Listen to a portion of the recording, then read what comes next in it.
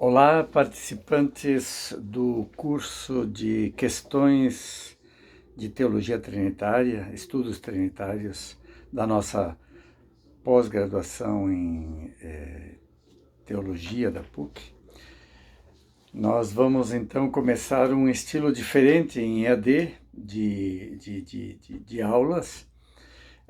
Realmente ela fica bastante diferente, mas não significa que a gente não possa se comunicar. Eu vou procurar me comunicar através desses vídeos. E também, junto a esses vídeos, nós teremos um fórum para poder trocar ideias, para a gente poder colocar questões, para poder fazer perguntas e respostas, esclarecimentos, enfim. Então, um fórum e também uma pequena tarefa, que é aquela de escrever um comentário de 2 ou 3 máximos parágrafos para cada aula. Seria mais ou menos essa sistematização que eu estou pensando para nós levarmos adiante enquanto tivermos essa situação excepcional de exceção mundial que está nos afetando pela primeira vez na história da humanidade. Um acontecimento desses afeta realmente planetariamente e do qual nós vamos sair diferentes. Alguns melhores, outros piores, mas certamente a humanidade não será a mesma depois desse acontecimento que vai dividir em antes de 2020 e depois de 2020. Mas esse não é o nosso assunto. O nosso assunto é teologia trinitária. Nós já fizemos uma introdução muito geral e nós temos uma programação. Vocês tem no Moodle, além das aulas, tem no começo, na parte alta do Moodle, vocês vão encontrar na nossa disciplina o planejamento, o programa que também foi distribuído. Nele, o primeiro ponto é o ponto de partida, mas antes de nós falarmos do ponto de partida, que vai ficar por uma próxima vez, nessa aula nós vamos aprofundar alguns aspectos da história do pensamento ocidental que condicionaram o pensamento trinitário e colocaram realmente muita mordaça no pensamento trinitário. Nós aprendemos que a filosofia é serva da teologia, né? Antila teologia, mas na verdade, como ela dá as categorias formais, a filosofia foi frequentemente o aprisionamento, o cárcere da teologia também. Isso a gente vê claramente com a decadência tanto da teologia da escolástica, como a decadência da teologia que se produziu na modernidade. E nós estamos numa fase muito criativa hoje, porque nós estamos realmente encontrando novos pressupostos, inclusive de caráter antropológico, histórico, filosófico. Então, eu queria aprofundar, sobretudo acompanhado pelo livro do Moltmann, Trindade e o Reino de Deus, na sua primeira parte, em que ele também faz uma limpeza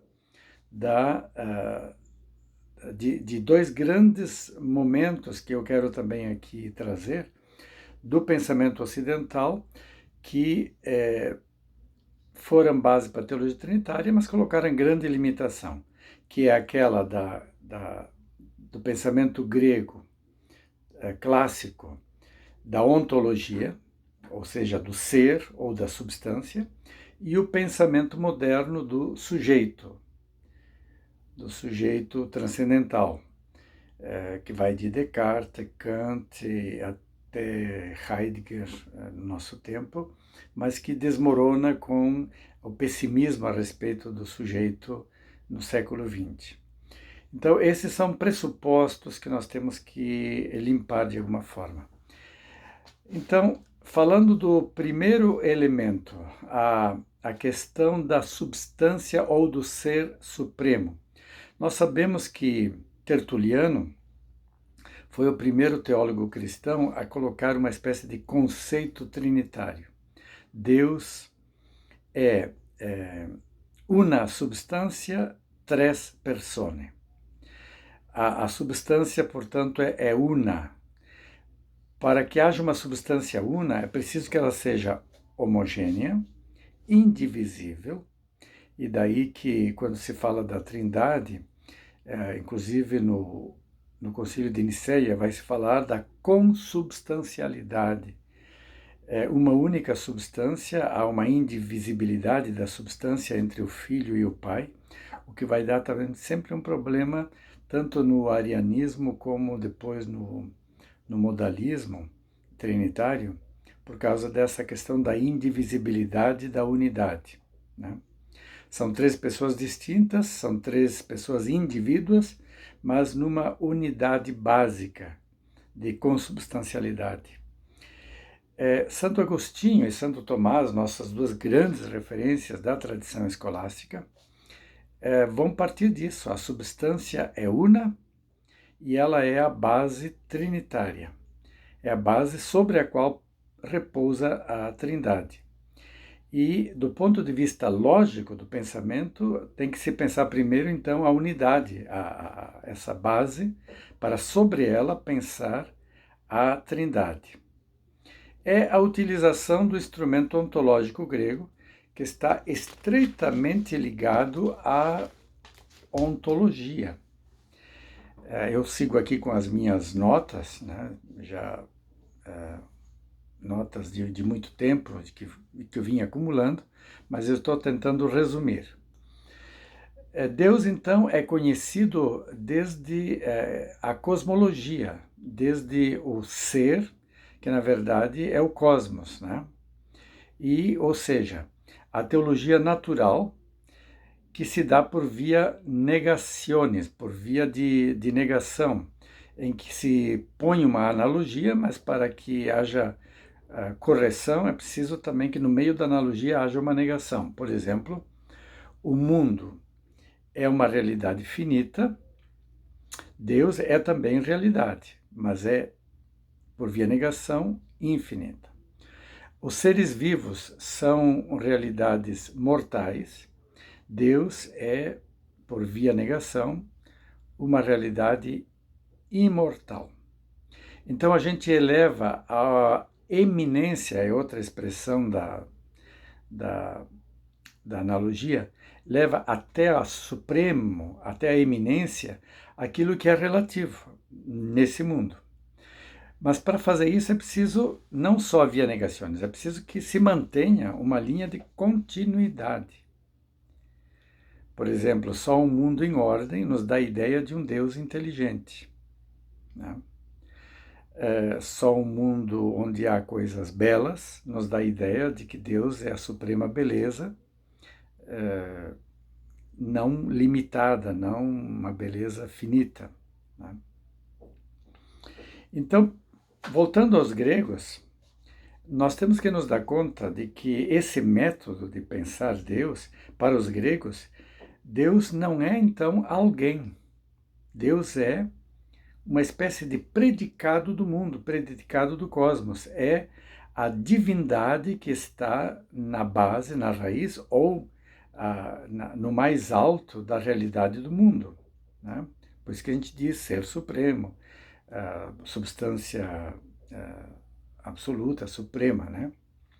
Então, a divindade, ela não é uma pessoa, logo ela tem uma certa neutralidade que se encontra no cosmos.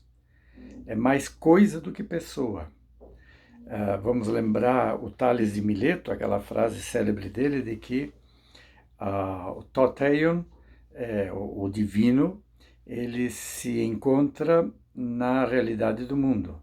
Panta plere theon. Panta plere theon significa que tudo está repleto do divino. Há uma camada do divino que está na raiz da ontologia. Por isso que nós temos on, de ser, e de theos, né? Há um quê de divino que é a camada mais profunda do ser do mundo. Daqui que surge a admiração cósmica para poder subir a Deus, e surge também a piedade cósmica, que é a reverência, que é a adoração e que é uma experiência religiosa. Isso vai desde os pré-socráticos até Heidegger. Heidegger, de alguma forma, ressuscita essa mística do ser cósmico, cosmológico, né? Daí também surgem as famosas 5 vias de Santo Tomás, né? Eu não vou comentar aqui agora, porque nós não teríamos muito tempo, só vou nomear, né? A via, que não são 5 provas, não é queira-se provar quem é Deus através, ou provar a existência de Deus, como geralmente se usa a prova para provar que Deus existe. Aqui não se trata de provar que Deus existe, se trata de 5 acessos, que são acessos das grandes categorias aristotélicas, na verdade. Por exemplo, a categoria de movimento nos dá a ideia de que, por via negação, por via de eminência, nós chegamos ao primeiro motor, ao primum movens. Pela categoria de causa e efeito, nós vamos chegar à causa primeira. Pela categoria do contingência e do necessário, contingente é aquilo que é possível, mas que também pode não se realizar, é contingente. Nós chegamos ao único necessário, ao ser necessário. Ens per se necessarium. A categoria de graduação, né, que é a mais ser e menos ser, nós vamos chegar ao ente máximo, ou o ente supremo, supremo ente, supremo ser. A categoria de ordem, em que há menos ordem, ou seja, mais degradação, mais caos, e mais ordem. Ordem significa também alguma coisa que tem, que está inteligentemente ordenado. Nós vamos chegar à inteligência por excelência, que é a inteligência divina, né? Essas vias, elas não são vias, Santo Tomás reconhece bem isso, não são vias propriamente para chegarmos a Deus, são vias para chegarmos ao divino, à natureza divina de Deus. Mas Deus como tal, enquanto alguém, enquanto pessoa, não se chega. Por isso que, enquanto Deus é 3 pessoas, somente outro caminho é possível. Por isso São Tomás faz uma separação entre o tratado do Deus Uno e o tratado do Deus Trino, que só pode ser bíblico, que só pode ser narrativo, que só pode ser relacional, que é aquele caminho que nós vamos tomar depois mais a sério, né? Mas vamos mostrar como o caminho da unidade tem que ser conseguido a partir daquele caminho da Trindade, e não o contrário que foi seguido na história do Ocidente, né? Sobretudo o Ocidente latino, que paga muito esse preço. Mas depois nós temos uma virada de ordem antropológica, né? Que é a centralidade do sujeito, e agora da intersubjetividade, do social, né? Então o cosmocentrismo ele perde força. E ele perde força, sobretudo, mais ultimamente, porque ele não é capaz de se pedir como é que fica Deus num mundo que não está em ordem, como é que fica Deus num mundo de sofrimento, de dor, num mundo dilacerado, num mundo de carência, de pobreza, de fragilidade, de vulnerabilidades. Parece que quanto mais vulnerável, mais distantes de Deus nós ficamos. Porque Deus, então, é a supremo ser, a suprema beleza, a suprema força. Deus é onipotente, onipresente, onisciente, mas não dá nenhuma resposta a um Deus que só poderia ser encontrado, como dizia já um pouco Lutero, Karl Barth, na área protestante foram muito fortes nisso, mas tem também na área católica teólogos e místicos até, que falam de um Deus sub specie contrariis, que Deus só pode ser encontrado no seu avesso. Deus que é encontrado no sofrimento, Deus que é encontrado na cruz, no pobre, no sofredor, né? Mas, de qualquer forma, para isso é preciso um outro caminho, fazer um outro caminho, né? Porque nesse caminho da Supremo Ser, as pessoas ficam aprisionadas no esquema da unidade impessoal, né? E elas não se consegue falar em termos trinitários a não ser dentro de um certo modalismo da consubstancialidade e da subsistência da natureza divina em três consubstancialidades. Esse é um problema sério, é um problema, como eu dizia, que acompanha a teologia enquanto ela se deixa moldar pela filosofia, e aí o nosso problema é qual é a melhor filosofia para podermos fazer uma boa teologia, né? Nós vamos passar então para um segundo ponto, vamos deixar de lado esse problema sério do uso da ontologia e da cosmologia para falar de Deus, e que para falar de Deus Trindade se torna impossível, e vamos falar da tendência moderna de partir de um outro ponto de vista que não é mais o cosmos, não é mais a ontologia, mas é a antropologia, é o sujeito. Desde a virada antropológica que começa no século XVI e vai vir até o século XX, nós temos um outro referencial. Uma das figuras de referência podia ser, do ponto de vista religioso, místico, podia ser Lutero. Lutero é muito importante porque ele vai tratar da salvação do indivíduo. Como é que eu encontro salvação? Como é que eu encontro graça? Como é que eu encontro um Deus gracioso? E todo o resto da sua teologia vai depender muito dessa questão básica da graça que eu preciso encontrar e preciso experimentar.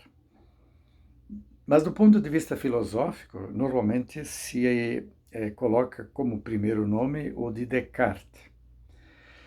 Para essa virada antropológica do sujeito, de tal forma que Heidegger, olhando para trás, vai dizer que toda a modernidade é uma afirmação do sujeito, da autonomia, da emancipação, enfim, o sujeito, a subjetividade, é uma afirmação da subjetividade. Essa é a frase real de Heidegger, né? E em Descartes, nós sabemos que há uma divisão da res extensa e da res cogitans, da extensão material de todas as coisas, mas a res cogitans é uma substância, uma coisa, substância puramente interior.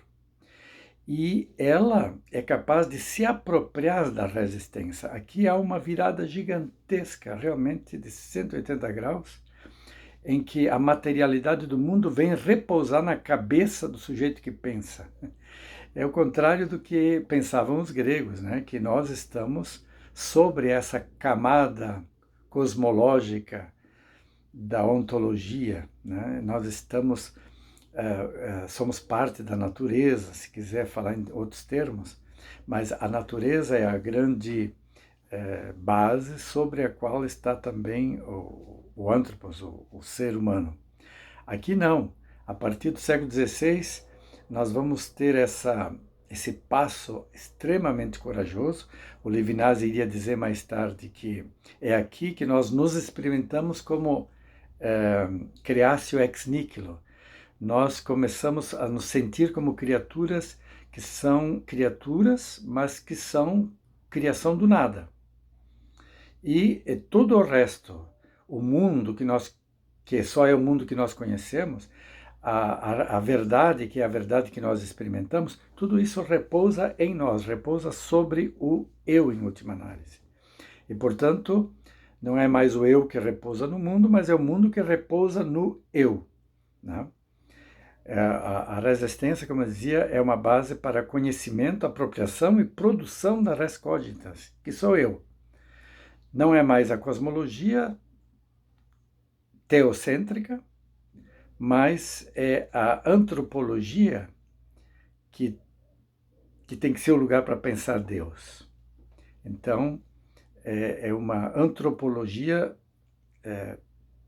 que pode ser teocêntrica, por exemplo, a ideia inata de Deus em mim, que faz com que eu reconheça que há um Deus e eu sou criatura dele, continua tendo um teocentrismo, mas o caminho é antropológico, o caminho é antropocêntrico, né, para esse teocentrismo. Isso vai acabar dando, com o andar da carroça, no ateísmo tanto teórico como prático, que vai nascer no meio desse caminho da modernidade. Porque ressurge de uma forma virulenta, de uma forma muito decisiva, aquilo que o Protágoras já tinha visto lá no tempo dos pré-socráticos, né? O Protágoras é um deles. E é uma expressão conhecida por nós. O homem é a medida de todas as coisas. Se o homem é a medida de todas as coisas, ele vai ser também a medida de Deus. Então, é claro que Feuerbach, que é o grande teórico moderno desse ateísmo, ele também vai ter comentários muito próximos a esse, né? Deus é projeção do humano. Mas é importante a gente salientar, não mais a partir do mundo, mas da subjetividade, é que se vai ter agora uma teologia, de novo, continua sendo uma teologia natural, uma teologia que parte da analogia com aquilo que nós temos, aquilo que nós somos, via negaciones também, né?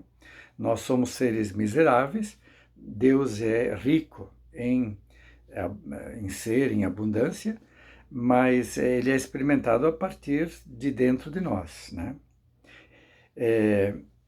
Para nós termos um Deus positivamente pensado, é preciso que nós partamos da positividade em nós, que nós tenhamos uma subjetividade em ordem, não rompida, né?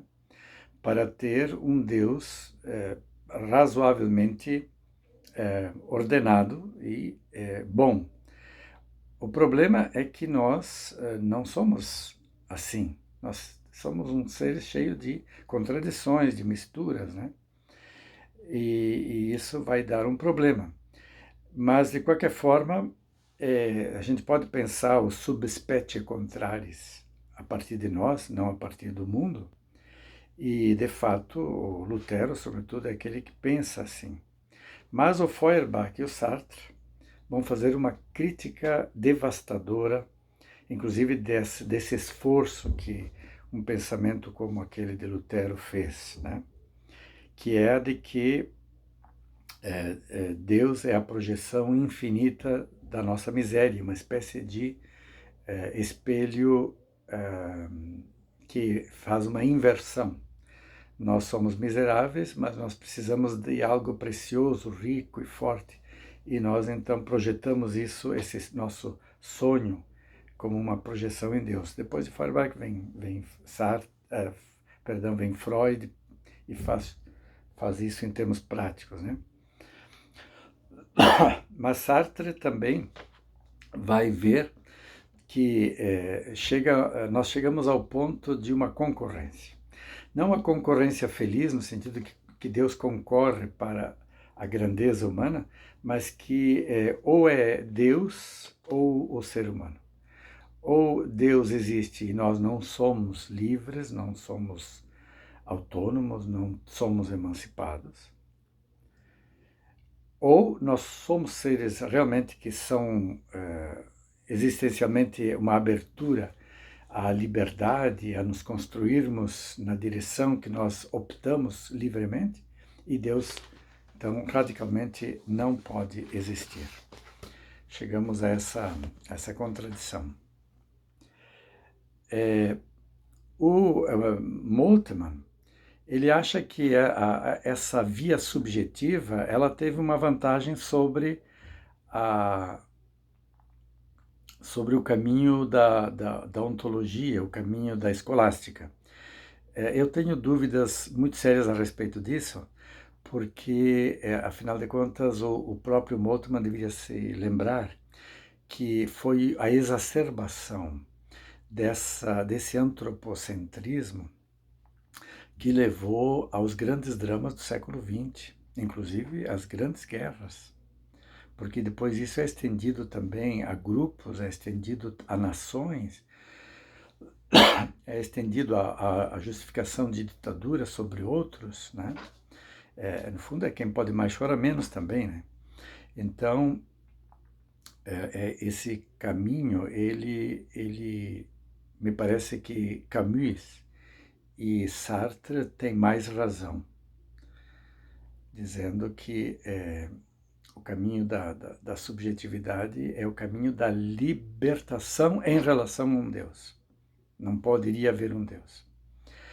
Ao passo que, se nós consideramos aquilo que também, depois da Segunda Guerra, considera o Levinas, ele vai mostrar que o caminho da subjetividade só é possível se ele começa de fora, se ele começa no caminho da alteridade, em que nós, de alguma forma, levamos um choque de alteridade, um choque que nos faz escutar, perceber que há outro, que não somos não temos um Deus na própria barriga, no próprio umbigo, que Deus não nasce dentro de nós, mas Deus nasce também dentro de nós a partir dessa percepção do Deus que está acima de nós, mas está além de nós a partir da experiência de alteridade.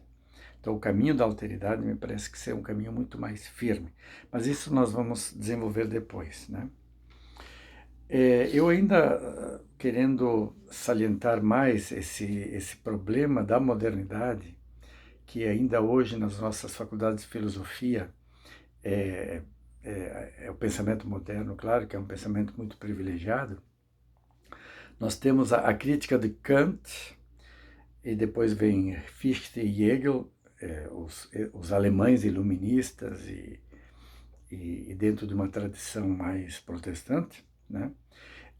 Ele faz uma crítica ao conhecimento especulativo, metafísico, e reforça a experiência subjetiva da prática e vai abrir espaço para Schleiermacher, esse teólogo também protestante do século XIX, a buscar, então, o caminho da emoção, do sentimento mais do que da emoção. Mas é interessante observar o Schleiermacher, porque não é coronavírus ainda, viu? Porque o Schleiermacher é um predecessor de tudo aquilo que vai acontecer no século XX com o caminho pentecostal e o caminho carismático, o caminho do falar em línguas, o caminho da emoção, o caminho afetivo, né? Então, busca-se ainda Deus que não comparece no mundo das coisas, que poderíamos explicar, mas comparece, que pode ser procurado no mundo do nosso próprio self, que nós podemos experimentar como sentimento. E um dos sentimentos é o sentimento básico, é o sentimento de dependência de uma criatura finita. Mas, de certa forma, o esquema não muda muito, apenas que desloca não para a racionalidade, para a consciência racional, mas para o sentimento, né? É uma forma também de ir resolvendo o caminho que foi traçado por Kant, criticado por Kant, que mostrou que o conhecimento teórico especulativo tem limites, a consciência teórica, a racionalidade crítica tem que saber parar para não se tornar irracional, portanto ela tem limites. O Kant foi mais para a direção, então, da racionalidade prática, né? da questão moral, mas depois dele, os idealistas, e aí põe sobretudo Fichte e Hegel. Tem o Schelling também, mas ele começa sendo mestre do Hegel e se torna depois discípulo do Hegel. Então vamos ficar com Hegel, sobretudo, a grande figura do idealismo, né? Porque chega-se à subjetividade absoluta de Deus pela fenomenologia do espírito. Ou seja, atribui-se, não propriamente se atribui a Deus aquilo que é do homem, mas se faz o contrário. o silogismo vira para ser um grande e absoluto silogismo divino, uma espécie de grande dialética, de grande aventura divina que engloba a história, engloba a materialidade, engloba a encarnação de Deus, mas tudo isso é fenomenologia do Espírito. Tudo isso, de alguma forma, sai do Espírito e volta para o Espírito, né? Não mais o homem vai a Deus e volta ao homem, como seria na crítica que fez Feuerbach, mas é o contrário. Deus vem ao homem e volta a Deus, né? Então, o que nós temos? Algumas consequências muito sérias aqui, né? Nós temos como consequência o ser humano com o seu ideal, que aqui sim, aqui voltamos ao Moltmann, ele chama de moralidade burguesa, a moralidade harmoniosa, harmonizada do sujeito, com os seus princípios de seu mundo bem organizado, né? O homem é uma personalidade individual livre, racional, soberana, que dispõe de si mesmo, dispõe do mundo, e é este o homem que reflete Deus, que é uma espécie de momento da dialética de Deus. Porque o homem estraçalhado, o homem incapaz, etc., como é que ele pode ser o momento dessa grande dialética divina do Espírito Absoluto, né? Deus é a personalidade absoluta. Deus é a moralidade absoluta. Né? Deus é a beleza absoluta. E tudo isso serve quando você está num mundo ordenado, num mundo onde tudo marcha bem, que seria aquilo típico do mundo chamado mundo burguês, a partir do século XIX e em todo o século XX. Bom, como é que fica a trindade aqui? Porque o Hegel também trabalhou a teologia trinitária, ele não era só filósofo, ele era teólogo, e aliás ele estudou teologia antes mesmo de se lançar na filosofia, né? Então, não é mais a substância única com três pessoas, mas é o sujeito único agora, em três modos de ser. Sujeito único em três modos de ser, ou em três substâncias. Né? O ser único em três substâncias, agora é um sujeito único em três modos de ser sujeito. É por aqui que deriva um bocadinho o Karl Rahner quando fala dos três subsistências pessoais. E que por isso se poderia dizer que aqui ele ainda tem um pé nessa... Claro, ele está dando uma resposta a esse iluminismo moderno, né, kantiano, e entre outras coisas, porque o outro elemento era buscar qual é o sentido da fé, qual é o sentido da nossa crença, qual é o sentido de falar de uma trindade, né? Porque o próprio Karl Rahner, que vinha da escolástica, se dava conta de que a separação de Deus Uno e Deus Trino tinha criado uma situação tão complicada que ele disse que se a gente deixasse de acreditar em Deus Trino, não mudaria nada de prático na vida cristã. Então a vida cristã vive como se o Deus Trino não fosse, e toda a teologia trinitária e a crer na Trindade não tivesse nenhuma importância, nenhuma consequência prática. Isso ele percebia, que portanto tinha que superar a escolástica. Mas ele ainda fica dependente, em certa medida, do pensamento moderno alemão, sobretudo, né? Que é aquela do sujeito, né? Sujeito único e três modos de subsistência no caso da Trindade, né? É preciso lembrar que o sujeito, ele é sujeito quando ele se relaciona, mas só que, em última análise, para manter a coerência, não era se relaciona a partir do outro e com o outro, no choque de alteridade, mas era o sujeito que, em última análise, se relaciona com o mais profundo de si mesmo, se relaciona consigo mesmo num processo interno de diferenciação na sua identidade, na sua identidade que só se dá, então, num processo de identificação também. A identidade não está pronta, a identidade é uma identificação contínua que passa pelas diferenciações, e toda diferenciação é uma lição, é um passo, é uma experiência na identificação que faz com que a identidade seja um processo, seja um caminho, né? Pela diferenciação, então, há uma autorrevelação, uma autocomunicação. Isso o Karl Rahner aplica para Deus. Aplica a Deus. O Filho e o Espírito são autorrevelação, autocomunicação de Deus. Mas que retornam a Deus, que permanecem em Deus, aliás, porque são modos de se revelar, de se comunicar do sujeito absoluto que é Deus. Ora, esse grande silogismo do qual a gente não consegue sair, ele, na verdade, seria chamado por Levinas, sem meias medidas, de um grande narcisismo divino. Né? Um grande narcisismo divino. Que foi o caso da Trindade em Hegel. Claro, eu estou sendo um pouco aqui de caricatura. Existem teses enormes a respeito da Trindade em Hegel, mas para resumir com uma caricatura bem caricata,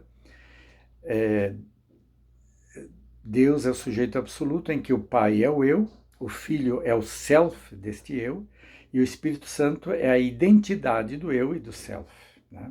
Uma personalidade processual até o absoluto retorno a si mesmo. Né?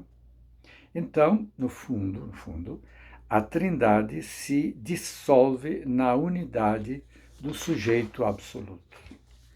Nós não vamos muito adiante aqui. Agora, a nossa aula já está ficando um pouco extensa, mas eu ainda precisaria falar de dois aspectos ligados a esse segundo aspecto. Então, se acomodem um pouco aí, se mexam um pouco. Eu imagino que talvez vocês vão interrompendo um pouco para me aguentar, para ir tomar uma água ou tomar um chimarrão. Nesse tempo é bom que a gente se hidrate. Mas eu ainda preciso falar um pouquinho da experiência subjetiva e aquele outro caminho que também foi aberto na modernidade, mas foi muito levado adiante, inclusive por nós na América Latina, que é o caminho da praxis, da prática.